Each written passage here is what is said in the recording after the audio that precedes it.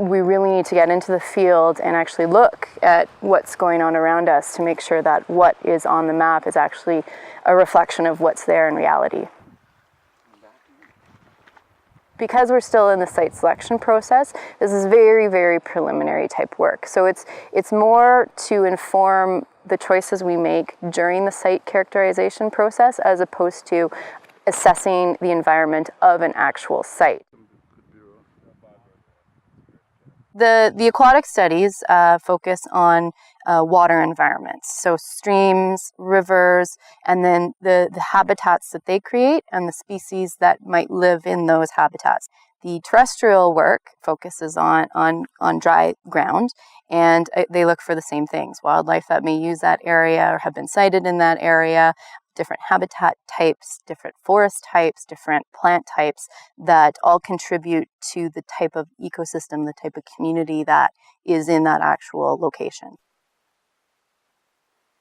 We have two pieces of equipment we're really using out here. That's the camera and the GPS.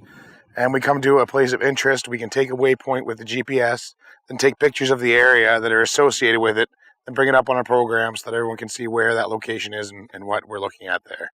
Have a basic soil auger. It bores down into the forest canopy about up to a meter, and we basically take samples of the sediment. We use actually both minnow traps, gill nets, and different live capture techniques for minnows and other fish. We bait them, and then we actually set them in to see if there's any minnows or anything occupying the reach or the habitat. When we're out in the field, we'll be looking for moose sign, aggressive moose sign, bear sign, bad places to walk like boulder fields and stuff. We'll try to keep them away from there, so keep them from twisting ankles and just keep them able to keep working after they're done this job. See them actually run through directly this area. With our guides, we get to take them out and show them how to put out tobacco, how to honor the land, how to speak to what they're working with, and they do it very well.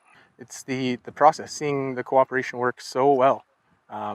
If this is going to be the new standard for engagement for communities, this is how it should look on the ground. We'll use this information, much like the geoscience information, to just create an additional layer of maps, of information. And we'll use all of those layers to help choose areas that may be suitable for drilling.